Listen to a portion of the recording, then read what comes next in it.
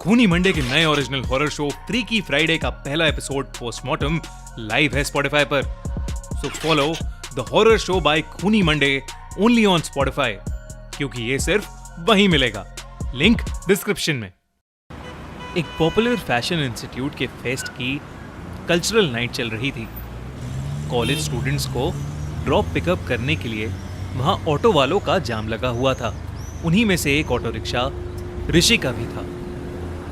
किसी नॉर्मल दिन पर अपनी ऑटो लेकर वो रात 10 बजे तक घर लौट जाता था, लेकिन उस दिन उसे लौटे हुए रात के 1 बज चुके थे। ऋषि अपनी ऑटो लेकर उस कॉलेज से निकला तो रोड के ठीक सामने उसे एक बड़ा सा जंगल दिखा। उस जंगल का नाम था संजय वन और वो देखने में बहुत ही ज्यादा डरावना लग रहा था।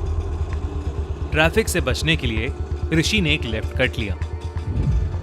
उसने अनुमान लगाया कि वो लेफ्ट कट जरूर मेन रोड की तरफ ही जाता होगा। उस घने और डरावने जंगल के ठीक बगल में ऑटो चलाते हुए ऋषि को थोड़ा डर लग रहा था। अपना ध्यान जंगल से हटाने के लिए उसने अपने ऑटो में रेडियो ऑन कर दिया। पहले तो रेडियो ठीक से चला, लेकिन कुछ ही पलों में उस रेडियो में अजीब सी डिस्टरबेंस आने लगी। फिर एकदम से किसी औरत के कुछ बोलने की आवाज आई तो ऋषि ने घबराकर वो रेडियो ऑफ ही कर दिया। घबराए हुए ऋषि की नजर बार बार उस घने और भयानक जंगल की तरफ जा रही थी।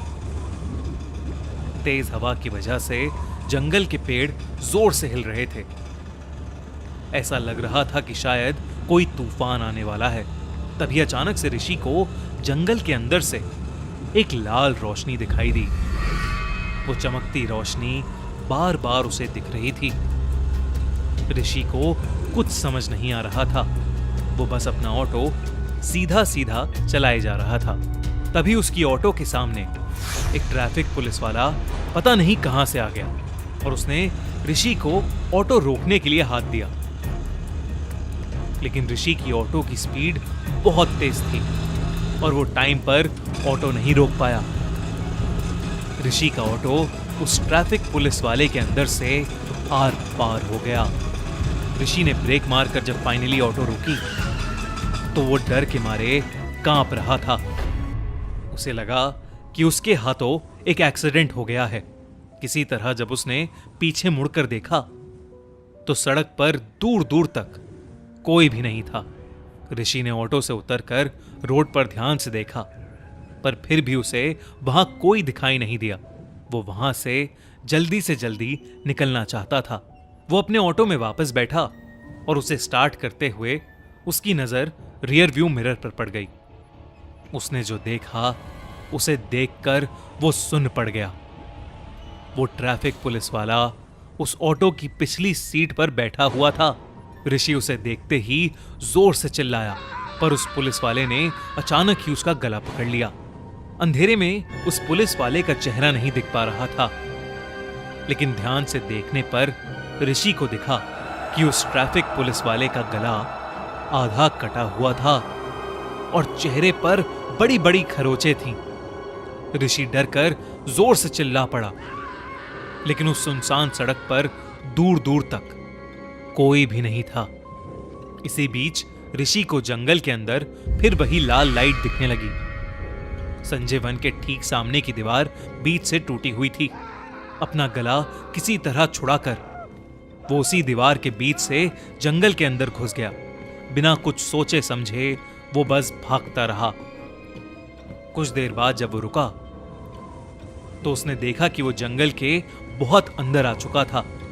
चारों तरफ बस घने पेड़ होने की वजह से उसे बाहर जाने का रास्ता भी नहीं दिख रहा था। तभी ऋषि को दूर से आती हुई एक आवाज सुनाई दी। वो आवाज किसी रेडियो की डिस्टरबेंस की तरह थी। ऋषि उसी आवाज की तरफ और आगे बढ़ा तो उसे अब उस डिस्टरबेंस के बीच में एक औरत की आवाज भी आ रही थी। ऋषि को अपने कानों पर यकीन नहीं हो रहा था, क्योंकि यह आवाज बिल्कुल उसके ऑटो के रेडियो जैसी ही थी। ऋषि उस आवाज के और नजदीक गया तो उसे वो लाल रोशनी दिखी। वो रोशनी एक औरत की आंख से आ रही थी। एक औरत जो अपने हाथों में एक पुराना सा रेडियो लिए पेड़ के ऊपर बैठी रो रही थी। ऋषि उसे देखकर बहुत ज्यादा डर गया। उसने सोचा कि वहां से चुपचाप चले जाना ही बेहतर है, लेकिन तभी उसका पैर जंगल की एक सूखी टहनी पर पड़ गया और टहनी टूटने की आवाज पूरे जंगल में गूंज उठी। उस आवाज को सुनते ही उस औरत की नजरें सीधा ऋषि पर पड़ी और उसका चेहरा देखकर ऋषि की रूह कांप गई। उसके चेहरे पर भी बहुत सारे कट्स लगे हुए थे और उसकी आंखें खून सी लाल चमक रही थीं। वो चीखती हुई सीधा उस पेड़ से नीचे कूद आई। ऋषि ये देखते ही वहां से उल्टे कदम भागने लगा और वो चुड़ैल भी उसके पीछे जानवर की तरह भाग रही थी। भागते भागते ऋषि को बाहर एक बिल्डिंग दिखाई दी। वो उसी की तरफ बस भागता रहा। करीबन 1.5-2 किलोमीटर भागने के बाद वो उस बिल्डिंग के नजदीक आ गया। वहां पर एक पुलिस स्टेशन था। हाफता हुआ ऋषि जब वहां पहुंचा तो वो ढंग से अपने साथ हुआ हादसा बता भी नहीं पा रहा था। जैसे तैसे करके ऋषि ने उन पुलिस वालों को अपने साथ हुआ हादसा बताया। लेकिन हैरानी की बात तो ये थी कि वो पुलिस वाले इस बात को सुनकर बिल्कुल भी हैरान नहीं हुए, बल्कि उन्होंने ऋषि से कहा कि वो खुशकिस्मत है जो जिंदा बच गया। उनमें से एक बूढ़े पुलिस वाले ने उसे बताया कि करीबन 10 साल पहले बाइक पर एक लड़का और एक लड़की एक पुलिस वाले से कुछ बदतमीजी करके बहुत तेज स्पीड में उसी रोड पर जा रहे थे। उनके पीछे वही पुलिस ऑफिसर पड़ गया। पीछा करते करते वो लोग संजय वन के पास पहुंच गए और जब उस लड़के ने बाइक रोकी तो पुलिस वाले ने उसे कड़ी सजा दिलवाने का वादा किया। उस लड़के ने शायद पी रखी थी और इसीलिए अपना होश गवाकर उसने पुलिस वाले की गर्दन पर अपनी बाइक की चाबी गड़ा दी। उस पुलिस वाले की गर्दन पर एक गहरा कट लग गया और उसकी गर्दन से बहुत सारा खून बहने लगा, जिसकी वजह से वो पुलिस वाला अधमरा सा हो गया।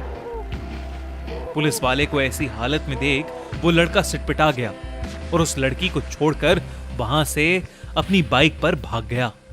उस लड़की के हाथ में सिर्फ उसका एक पुराना रेडियो था। उस रात उस लड़की का क्या हुआ ये कोई नहीं जानता, पर आज भी कहते हैं कि उस पुलिस वाले और लड़की की आत्मा उसी जगह पर भटकती रहती है। फिर ये सब सुनकर ऋषि के पैरों तले जमीन खिसक गई। उसने शुक्र मनाया कि वो बाल बाल बच गया और उसने तय किया कि वो अब कभी भी संजय वन के आसपास भी नहीं भटकेगा। गाइस, अब आपको हमारी हॉरर स्टोरीज के लिए एक हफ्ता वेट नहीं करना पड़ेगा, क्योंकि YouTube से 7 दिन पहले अब आप सुन सकते हैं हमारी horror stories only on our new Spotify podcast the horror show by Khooni Monday. हमारे अगले हफ्ते की कहानी Begunkodar railway station Spotify पर ऑलरेडी लाइव है, तो डिस्क्रिप्शन में दी गई लिंक पर क्लिक करिए और जल्दी से उसे सुनिए। और हाँ, हमारा YouTube चैनल खूनी मंडे सब्सक्राइब करना मत भूलना।